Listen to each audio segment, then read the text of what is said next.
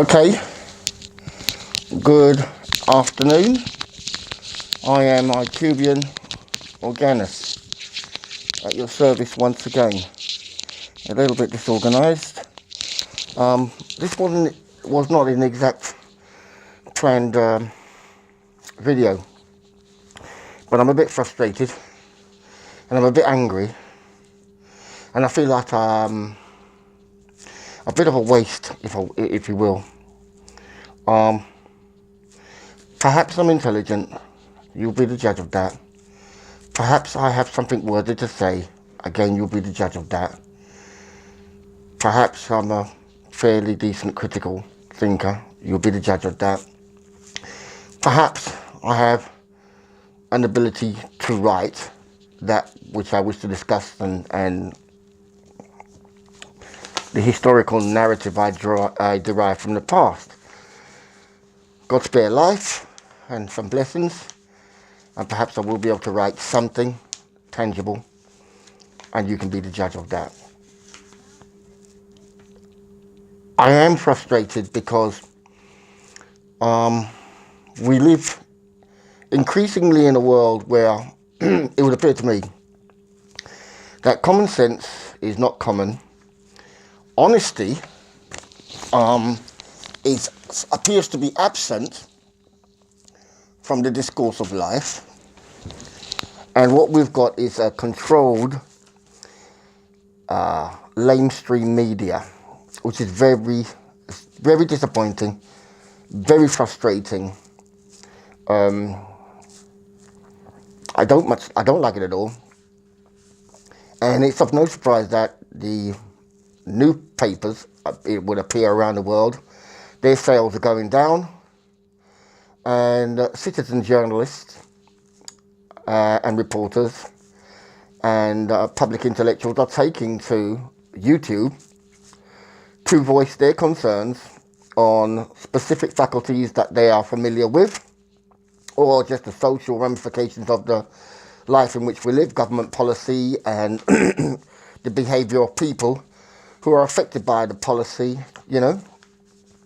and all manner of things. You can actually go online and you can listen to discussions from various YouTubers and debates, something that you just do not get on the mainstream. And I think one of the things that really annoyed me today, well, my blood has been boiling for some time, and I've been planning to do a video, but I've been doing a lot of reading for my dissertation. I handed it in on the 31st. It was incomplete, so I expect it to be handed back to me saying it's not a pass. And I don't know how it goes, but I expect that you would get a chance to resubmit. And that's where my reading and so forth is going on. It's not the master's degree per se that is the problem. It's all the issues that surround your life outside of it. Do you know what I mean? And of course, money is a problem, because Tony Blair opened up the universities and everybody thought, those idiots who vote Labour. But what he did was charge everybody. And so everybody going to university is a debt slave. Not only does he charge them, they're not even learning anything. So there's a dispute, I would argue, that you should be paying a red cent, because trading standards says if you buy something, it says beans on the can, and you open up the can and it's not got beans in it, it's got rice. Well, that's not what you purchased at the shop, at the store. It's been wrongly marked. So when you're buying an education, there's no guarantee of success in it. But what you don't want to be doing is buying something that's not education. It's neo-Marxist indoctrination. Be that as it may. It's a different argument. So the first thing I'm going to talk about, I think it was one of the first videos I did, and it was to do with Brexit. And we are hearing in the UK, this old Brexit, you've got the people that lost, the Remainers we call them.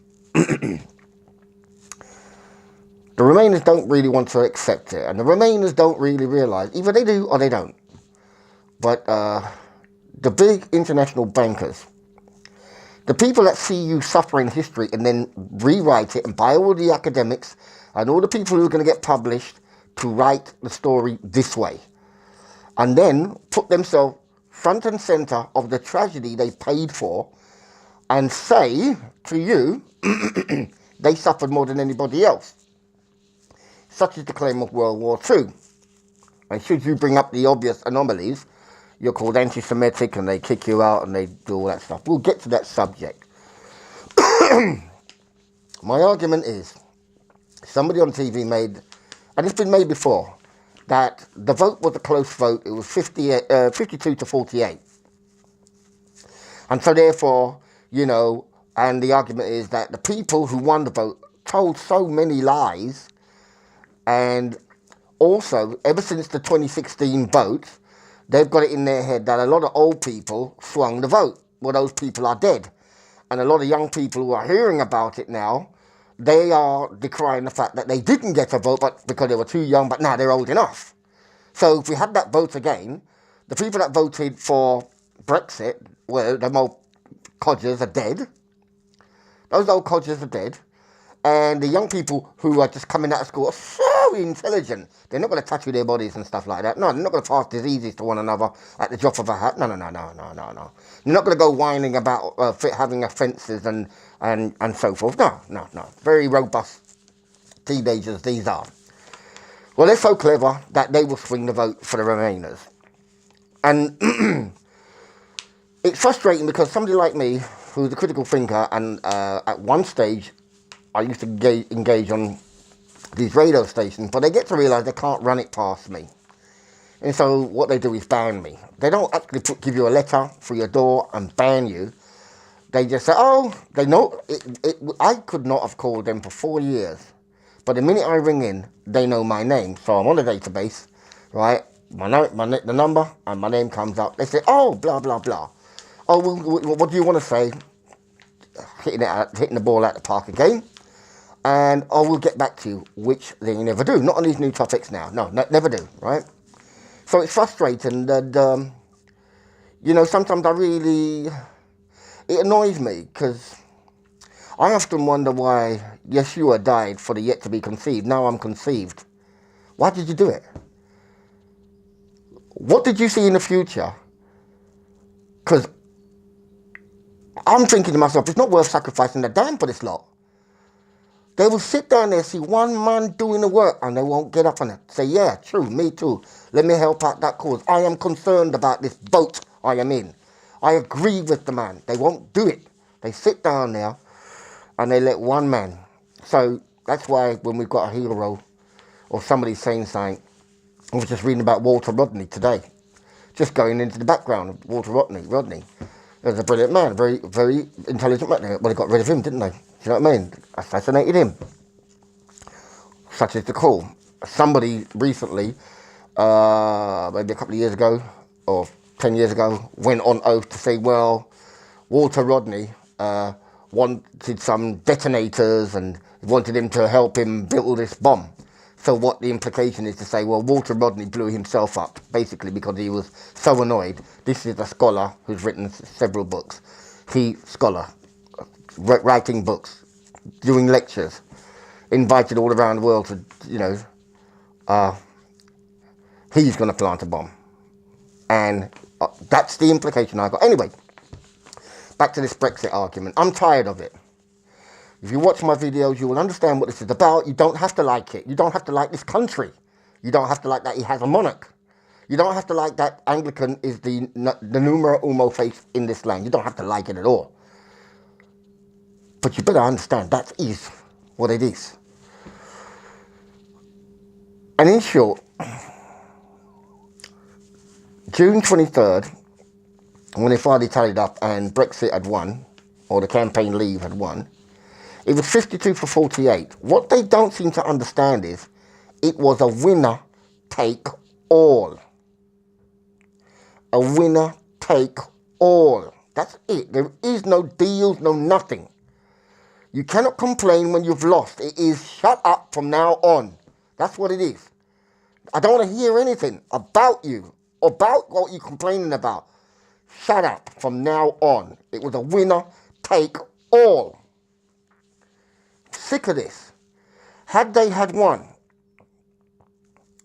not only would they not know what the EU was going to do next, not only could they not object because the EU have announced that it got, and these pronouncements are being made all the time, there's going to be an EU army, and anything they want to do, they will do. You don't get to decide that. You negated to want to have a say, and you wanted us not to have a say. That's the winner take all. You were giving it to the EU so they can say, you go along with. That's a winner take all. Once in and you admit to those rules, that's it. We no longer can say. And let's be honest, in 73, when they had this referendum, I wasn't old enough. And we know Ted Heath, the homosexual, lied. We all know this now. You don't know your research. It's as simple as that. You're not even interested, really, you know. So the 52-48 is an argument that they persist to have on the television, and nobody wants to say the obvious. Look, it was a winner take all. You know what I mean? And you lost. You don't get to whine about anything. It's over for you. I should have called this, I don't know, this video, what I'm going to title it, Dead White Men. Now, well, I can't really say dead white men, because there is an alive white man named Liam Neeson. And there's been a lot of discussions about Liam Neeson. Now, Liam Neeson is making a new movie. I don't know if it's called Revenge or About Revenge. And he's doing a junket. A junket is one of these things when you watch, I don't know, you watch these Hollywood blurbs. And you've got an actor telling you about his new movie, new role. It could be comedy, it could be anything. But somebody's interviewing them, and they do a 3-minute bit, and they tell you, and they get a little joke out of it, or a little something out of it, or they try to go into the context of the story is deep, and the character, whatever the case may be. He's doing one of those. And Liam Neeson volunteers this story. About many years ago, we don't know, in a land far, far away, a friend of his, dear friend of his, was raped. He asked what colour was the person. This is the story. Black. He was so annoyed and all that, Ray. So he went out there with a Kosh knuckle duster, and he said he was frequenting places or areas where he thought a black man would be because he wanted to kill a black man. Now, did he mean murder a black man? He didn't say that, because many people say I'd kill him with licks. You know what I mean? It means beat the crap out of him, really. But if it does mean he wanted to kill a black man for it, fine. Some people think chop his bollocks off. Some people think if somebody raped, hang him and flog him and kill him and whatever. You know what I mean? Whatever the justice he thought he wanted to do. But in that dialogue, he said he was looking for, you know, a black bastard, or the first black bastard, or he used the word black bastard. And well,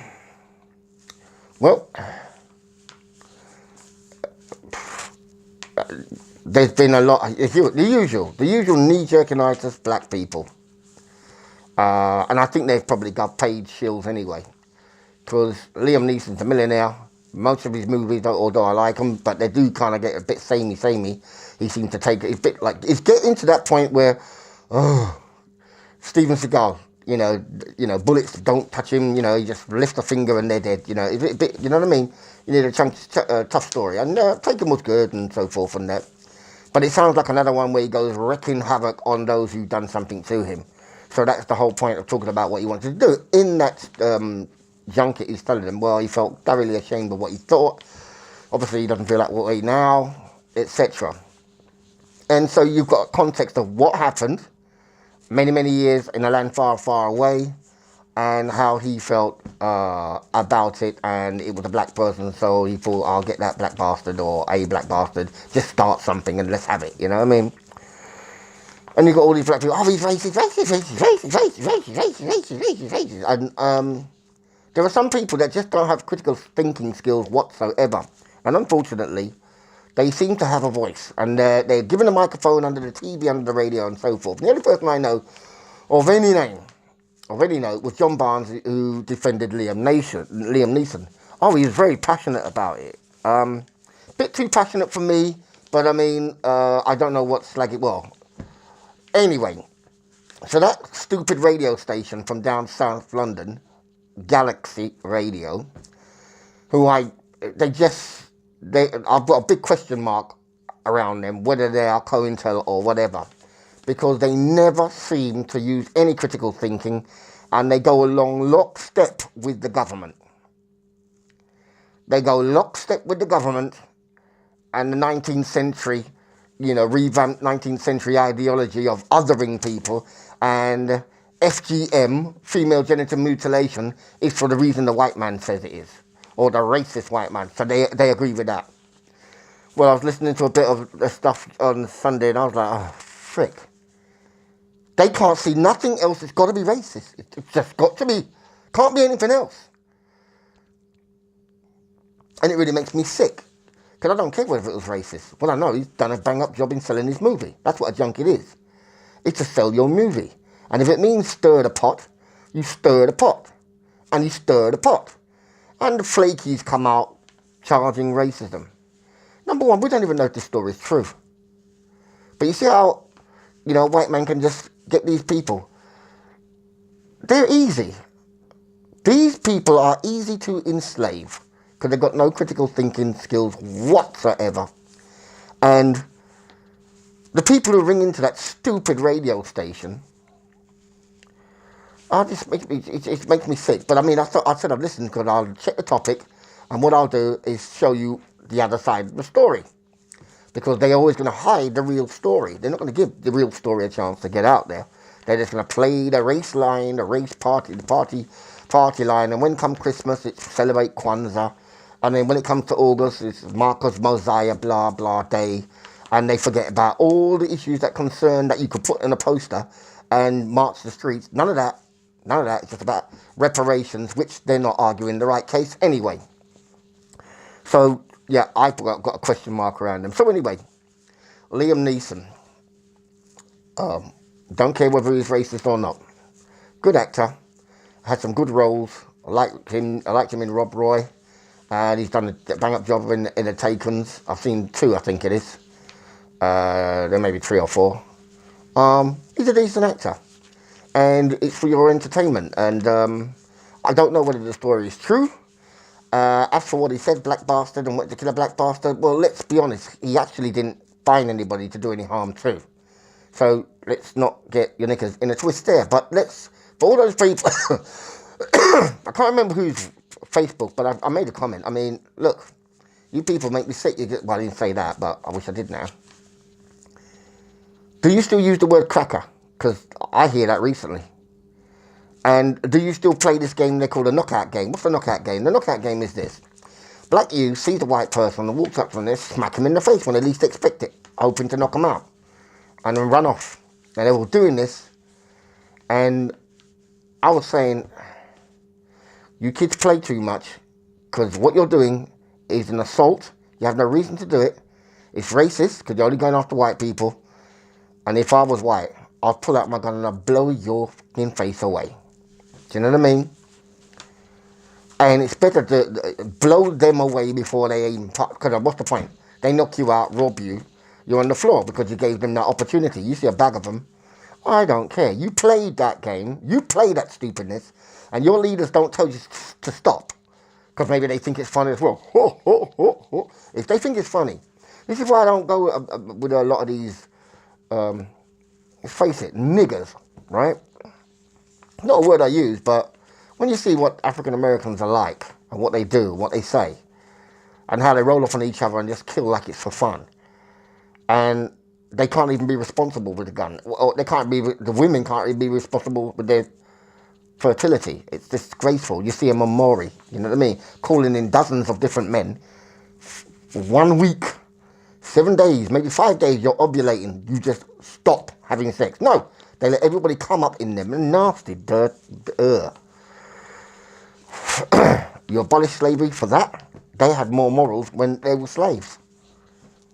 I'm telling you, freedom for everybody is not a good thing. And I don't know that freedom for African Americans, the bulk of them, is a good thing at all. They couldn't do that under their slave master. You know what I mean? So I will make a video on that. Hey, listen, some people are fit for the freedom. Even in this country, they let these people run rings around them. I'm like, what's the point in having a vote? They're celebrating last year about females and the vote. And I have to sit down and think about it. There's nothing good that the female has brought to this, having the vote, or the parliamentary vote. There's nothing. They're not more intelligent. They've got it all rolled out for them. And what do we see? That's a different argument. So that's the Liam Neeson thing that got my goat. And today, oh dear. I mean, I don't think this is going to be that much of a long video. So let me just take a look at the time and see if I can make it reasonable. Now, I'm kind of like not really wanted to go into this topic because I could go in on the topic. And so I'm just going to address this thing that I find like an elephant in the room, and it really gets on my nerves. And I noticed, I was listening to Nick Ferrari, LBC. Over here it starts 7 a.m. in the morning till 10. So he does a 3-hour stint every day. Now this man is a right winger, but he's not conservative in that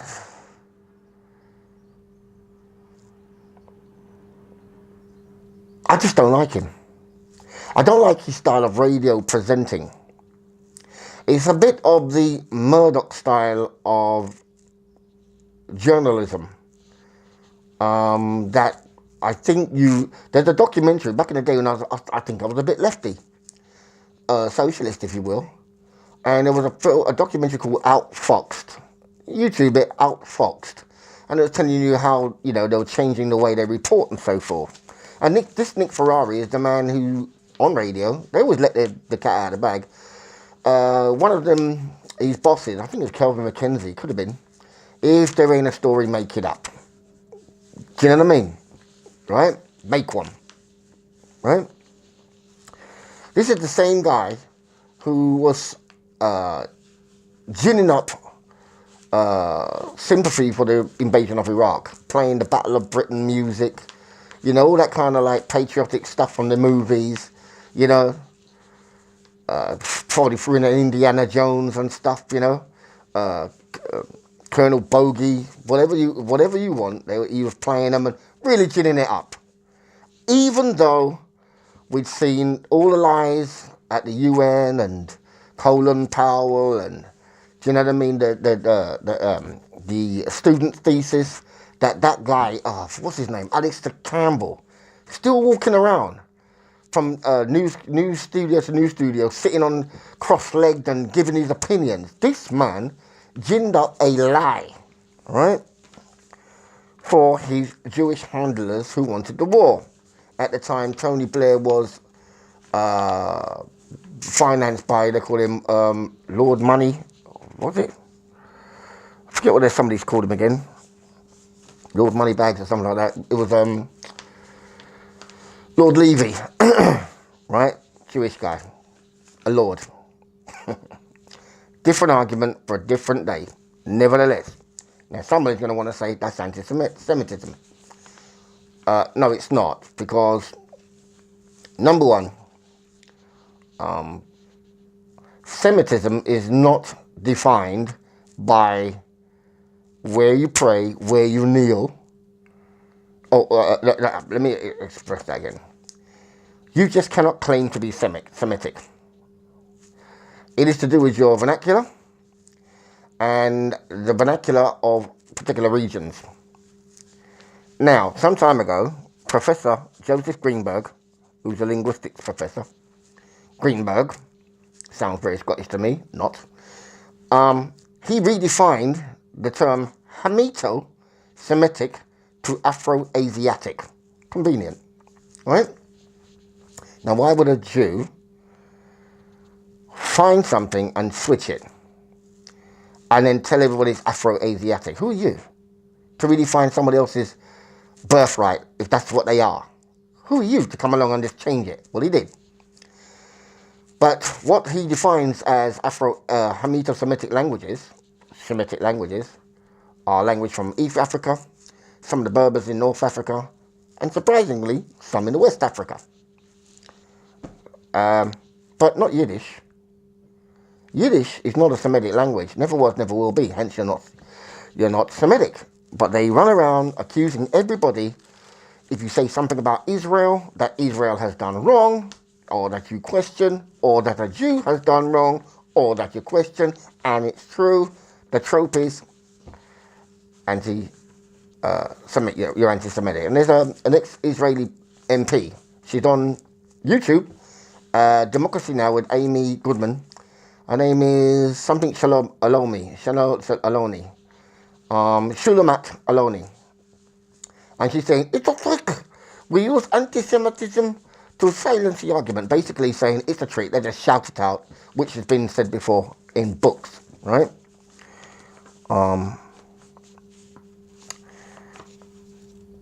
There is somebody who actually said we used anti-Semitism, and I can't remember his name.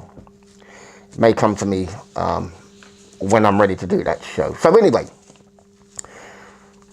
they've been talking about there's this rise in anti-Semitism, and it makes me sick every time I hear it, because some years ago I did kind of like check up some of this rise in anti-Semitism that they were talking about, and I'm like, what are you talking about? There is no rise in anti-Semitism. There's just anti-Semitic attacks. There's just been a redefinition of what you're going to call an attack. And what they will call an attack is somebody saying something online that a Jew finds offensive or they don't like. That's now an attack. So they're trying to gin up imaginary forces and events to say these are anti-Semitic attacks. I think, if I'm not mistaken, one guy got mugged, but he wasn't wearing Jewish garb. So what he was just a person that got mugged, right? That was it. It turns out he's Jewish. That's an anti-Semitic attack. No, it's not. The robber didn't know who the hell he was. He just saw an opportunity and mugged him. That went down as an anti-Semitic attack. And then you got what Jews have been caught out doing. Daubing their synagogues and grave sites with spray cans, paint, swastikas, and in order to gin up to say, oh, we're under attack. But just as 2 days ago, 3 people were stabbed to death, one's definitely stabbed, well, it's been ongoing. There's been a rise in knife crime, and we know it. Children are stabbing children, teenagers and so forth. You know, there was a 14-year-old boy the other day. Now, these are tangible, real stories. And I notice whenever real stories involving quite often black people, here come the Jews riding off the back saying that they're riding it. But you never get anybody who was attacked. Nobody's ever been attacked. They just claim it. And today, it's this thing that they're trying to really... there's certain Jews that just don't like Jeremy Corbyn. He's the leader of the Labour Party. And because he's been a passionate campaigner for the little guy, right? That's who he votes for. And so he's pro-Palestinian and so forth. And who wouldn't be, let's be honest. The whole Jewish experiment or Israel experiment is based upon a lie. They used to run this trope that a land with no people for a people without land. Well, that was not true. People were always there. And they claimed they were murdered in the Holocaust by the tune of 6 million, 4 million in Auschwitz. But they've changed that 4 million to 1.1 million people died at Auschwitz. But they keep the 6 million figure up. That doesn't make any sense. If you bring that to someone's attention, you're anti-Semitic, bearing in mind that they're not Semitic. And this Semitic argument, look, there is a hybrid version of Hebrew out there. The regional Hebrew allegedly is dead. But if I were, and some Jews speak what they claim to be Hebrew, this hybrid. If I learned Latin today, would that make me a Roman? Would I have the right to say I'm, look at me, can I possibly be, well, I suppose you could be a Roman. They probably had some Roman citizens, because unlike slavery today, or in the 19th century, and 18th century, and 17th century, and 16th century, when the Jews created it, this book tells you, the original Pirates of the Caribbean, by a Jew about Jewish exploits. They made slavery color-coded. The Romans didn't. If you fought them and they beat you, you got a choice. Die